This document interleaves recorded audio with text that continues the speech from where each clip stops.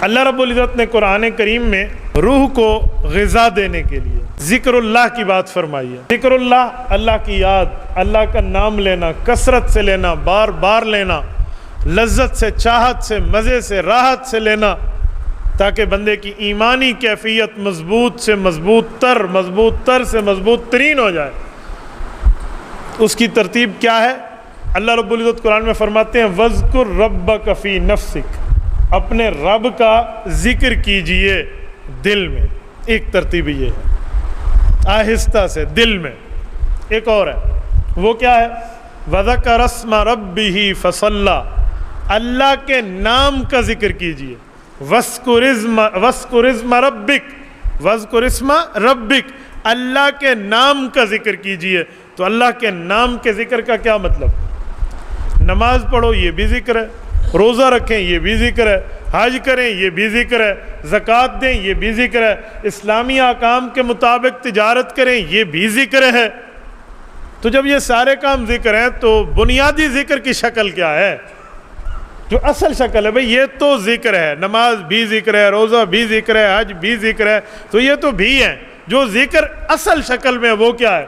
تو قرآن کہتے ہیں وَاذْكُرِ اسْمَ رَبِّكَ، اپنے رب کا ذکر کر، اپنے رب کا نام لے۔ اور اپنے رب کے ذکر کرنے میں ایک بات آپ کی خدمت میں عرض کروں، اللہ رب العزت کا ذکر اتنی کثرت سے بندہ کرے، اور اس کے لیے ترتیب یہ رکھے کہ بندے کو چاہیے کہ اللہ کا ذکر کرنے کے لیے وہ کسی تنہائی میں بیٹھے، اور ایسی جگہ بیٹھے جہاں اللہ کا نام لے اور اللہ رب العزت کا ذکر کرے اور اللہ کو یاد کرے، تاکہ اس کے لیے ایک ماحول پیدا ہو۔ ہمارے علماء کرام فرماتے ہیں رب العزت نے سورۃ مزمل کی آیت نمبر 10 میں ذکر اللہ کے متعلق ایک جملہ ارشاد فرمایا وَاذْكُرِ اسْمَ رَبِّكَ وَتَبَتَّلْ إِلَيْهِ تَبْتِيلًا، اللہ کے نام کا ذکر کرو، اس کے لیے ماحول بناؤ کہ تم باقیوں سے علیحدہ رہو، خلوت میں کرو۔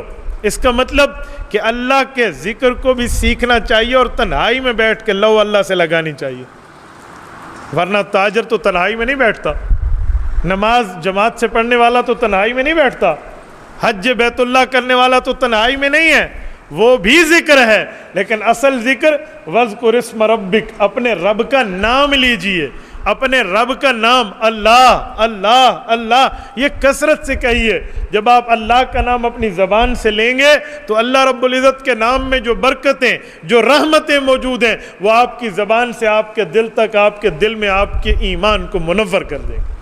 آپ نے اللہ کا نام لیا، ایک حدیث میں آتا ہے کہ جو شخص اللہ کا نام لے یا لا الہ الا اللہ کہے، عرش کے سامنے ایک ستون ہلنے لگ جاتا ہے، باوجود علم کے رب العزت پوچھتے ہیں تو کیوں ہلا ہے؟ کہ میرے مولا زمین پر ایک شخص نے آپ کے کلمے کو پڑھا ہے، لیکن آپ نے ابھی تک اس کی بخشش نہیں فرمائی، آپ کو تو وعدہ ہے اس کلمے کی بنیاد پہ بخشش ہے، اچھا ٹھہر جاؤ میں نے اس کی بخشش کر دی ہے۔ یہ جواب ہے۔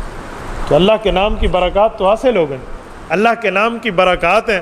یقین مانیے دنیا میں بندہ کسی کا نام پکارے، میں مولانا خیریت ہے، مولانا طاہر صاحب نے مجھے کہا جی بالکل ٹھیک ہوں، مجھے انہیں رپلائی کیا، میں نے ان کا نام لیا۔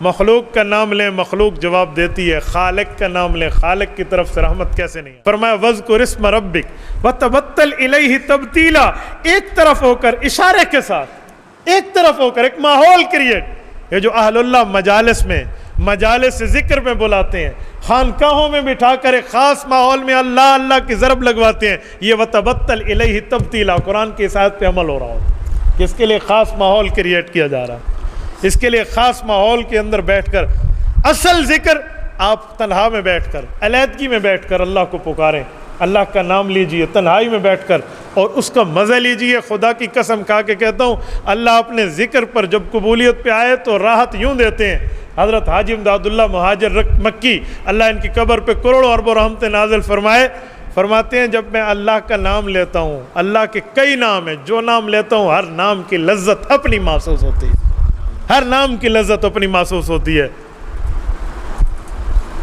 تو یہ تب بندے کو پتہ چلے گا جب انسان کے منہ کا ذائقہ ٹھیک ہوگا، ورنہ جس کا منہ کا ذائقہ ٹھیک نہ ہو، بخار ہو، صفرا کا مریض ہو، اسے چینی کھلا دیں یا مرچ کھلا دیں، وہ ایک ہی حال ہوگا، کوئی مسئلہ نہیں ہے۔ اور جس کی منہ کا ذائقہ ٹھیک ہو، اسے جو بھی کھلائیں وہ بتائے گا یہ کڑوا ہے، میٹھا یا نمکین ہے، یہ فلاں ہے۔ تو منہ کا ذائقہ ٹھیک ہو تو جسمانی غذا پتہ چلتی ہے، روح کا ذائقہ ٹھیک ہو تو روحانی غذا پتہ چلتی ہے۔ اور روح کا ذائقہ ٹھیک کب ہوگا؟ جب ہم گناہ کو چھوڑیں گے اور پچھلے گناہوں پر اللہ اللہ کی ضرب لگائیں گے۔ دیکھو جسم غلطی کرو تو اسے ضرب لگاتے ہیں، دل غلطی کرے تو اسے اللہ اللہ کی ضرب لگائی جاتی ہے، اس سے گناہ دھلے گا۔ اسے بھی تو کوئی ضرب لگانے کا طریقہ چاہیے نا، ضرب نہ لگائے تو کام نہیں بنتا۔ یہ جو اعوذ باللہ من الشیطان الرجیم کہہ کے شیطان کو ضرب لگتی ہے، شیطان دوڑ جاتا ہے۔ کیوں؟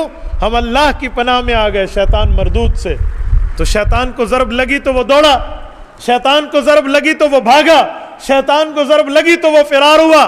تو ضرب لگنے سے بات بری نا، تو جو دل نے آج تک گناہ کیے ہیں، جن لذات میں رہا ہوں جو ہاضم اللذات کو یاد کرنے سے بھی نہیں جا رہی، تو اب مجھے اللہ اللہ کی ضرب لگانی پڑے گی تو میرا دل بھی صاف ہوگا نا۔ پچھلے گناہ دیکھو، ضرب نہ لگائے، دھوبی یوں کپڑے کو نہ مارے پتھر پہ تو کپڑا صاف کیسے ہوگا؟ مشین کے چکر میں گھسے گا نہیں تو سوٹ صاف کیسے ہوگا؟ تو بھائی میل کو چال اتارنے کے لیے ضرب لگتی ہے۔ تو یہ وذکر اسم ربک کی ضرب آپ کے سینے پہ لگے گی، آپ کے دل پہ لگے گی۔ شیخ آپ کو طریقہ سمجھائے گا تو گناہوں سے بندے کو چھٹکارا ہونا آسان ہو جائے گا۔ پھر بندے کے منہ کا نہیں، بندے کی روح کا ذائقہ بھی ٹھیک ہو جائے گا۔ پھر جو لفظ کہیں گے پھر اس لفظ کی تاثیر بندے کے پاس آئے گی۔ تو یہ اسے مومل جملہ نہیں کہتے۔ یہ جو کوئی کہتے ہیں نا خالی اللہ اللہ کرنے سے فائدہ کوئی نہیں ہے، یہ بد نصیبی کی بات ہے۔ جس کو اللہ کا نام اس کی زبان پہ نہ آئے، اس کا معنی ہے اس سے اللہ ناراض ہے، اسے توبہ کرنی چاہیے۔